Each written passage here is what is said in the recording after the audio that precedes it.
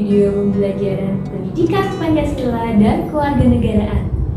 Di video kali ini, Miss Sisa akan menjelaskan materi di kelas 11 mengenai sistem dan dinamika demokrasi yang ada di Indonesia.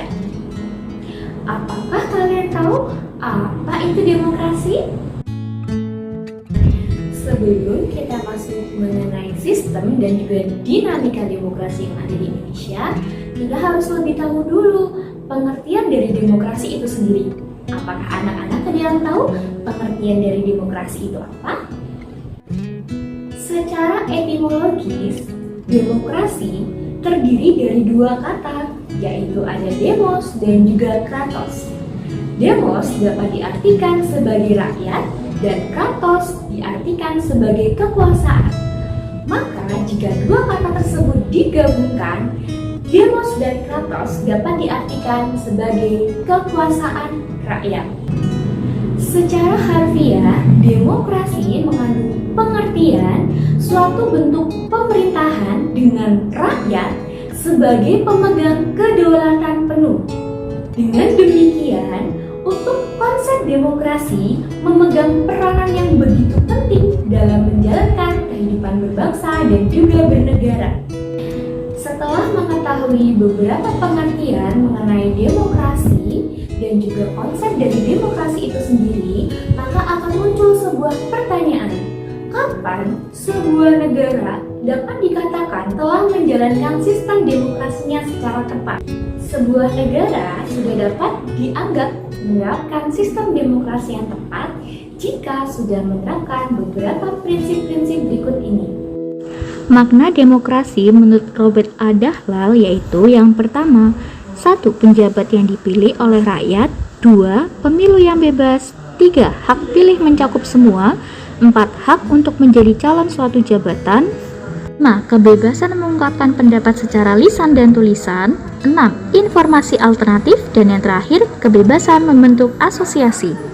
Makna demokrasi menurut Riswanda Imawan ada 3. Yang pertama deliberatif atau mengutamakan musyawarah, 2. Substantif, mengena ke akar permasalahan, dan ketiga partisipatif, melibatkan seluruh rakyat.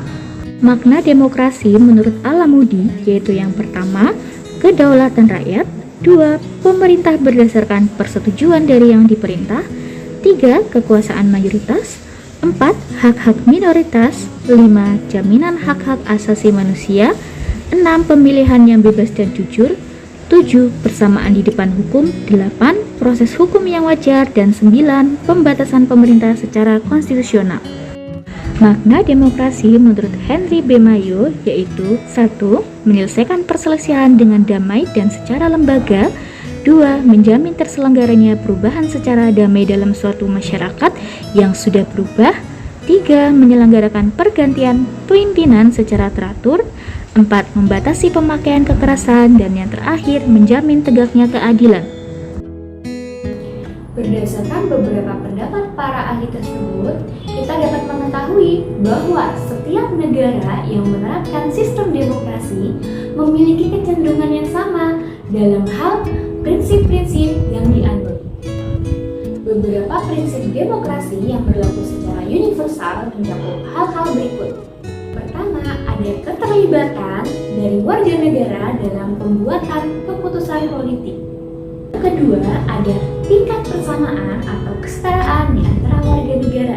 Yang ketiga, kebebasan atau kemerdekaan yang diakui dan dipakai oleh warga negara. Ketiga aspek tersebut menjadi unsur penting dalam penegakan demokrasi yang ada di sebuah negara, khususnya di Indonesia.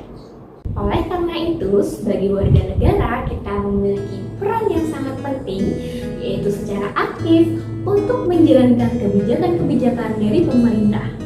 Setelah tadi kita membahas mengenai beberapa prinsip yang harus diterapkan dalam sebuah negara yang menerapkan sistem demokrasi, yang kedua, kita akan membahas mengenai klasifikasi demokrasi.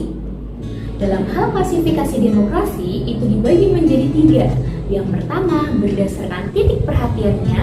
Yang kedua, berdasarkan kehendak penyaluran rakyat. Dan yang ketiga, berdasarkan prinsip ideologi. Berdasarkan titik perhatiannya, demokrasi dapat dibedakan menjadi 3 kategori. Yang pertama ada demokrasi formal, yang kedua demokrasi material, dan yang ketiga adalah demokrasi campuran. Demokrasi formal atau liberal adalah demokrasi yang mengutamakan kebebasan berpikir, mengeluarkan pendapat, bergerak, serta menjunjung tinggi persoalan hak dalam bidang politik, tetapi dalam bidang ekonomi memegang asas persaingan bebas. Contoh negara yang menerapkan demokrasi liberal adalah negara-negara Eropa dan juga negara Amerika. Demokrasi material adalah demokrasi yang menitikberatkan dalam upaya-upaya menghilangkan perbedaan dalam bidang ekonomi, sedangkan persamaan bidang politik kurang diperhatikan, bahkan tidak jarang dihilangkan. Contoh negara yang menerapkan demokrasi material adalah negara-negara sosialis. Demokrasi gabungan atau campuran adalah demokrasi yang menggabungkan kebaikan serta membuang keburukan demokrasi formal dan demokrasi material. Contoh negara yang menerapkan demokrasi campuran adalah negara-negara non-blok. Berdasarkan bentuk kehendak penyaluran rakyat, demokrasi dapat dibagi menjadi 2. Yang pertama adalah demokrasi langsung dan yang kedua adalah demokrasi perwakilan. Demokrasi langsung adalah bentuk demokrasi yang semua warga negara ikut serta secara langsung dan aktif dalam pengambilan keputusan. Dalam demokrasi langsung, rakyat mempunyai hak membuat keputusan, dan keputusan-keputusan rakyat itu mempengaruhi keadaan politik yang ada di sebuah negara. Demokrasi perwakilan adalah sistem demokrasi yang memberikan legitimasi kekuasaan kepada orang-orang tertentu yang dipilih langsung oleh rakyat untuk menjadi wakil pemerintahan. Ada 2 faktor yang mempengaruhi pelaksanaan sistem demokrasi perwakilan, yaitu jumlah warga negara dan luas wilayah. Dan yang terakhir, jika dilihat berdasarkan prinsip ideologinya, demokrasi dibagi menjadi 2, yaitu ada demokrasi rakyat dan yang kedua, demokrasi konstitusional. Demokrasi rakyat, juga disebut sebagai demokrasi proletar, adalah sistem demokrasi yang didasarkan pada paham Marxisme komunisme. Demokrasi rakyat mencita-citakan kehidupan tanpa kelas sosial atau sama rasa sama rata. Monopoli hak kepemilikan ada pada negara dan bukan perseorangan. Demokrasi konstitusional adalah gagasan bahwa pemerintah yang demokratis merupakan pemerintah yang terbatas kekuasaannya dan tidak dibenarkan bertindak sewenang-wenang terhadap warga negara. Nah, itu tadi adalah penjelasan dari Miss Isa mengenai materi, sistem, dan juga dinamika demokrasi yang ada di Indonesia. Terima kasih sudah menonton video pembelajaran Pendidikan Pancasila dan Kewarganegaraan kali ini. Sampai jumpa di video berikutnya. Bye-bye.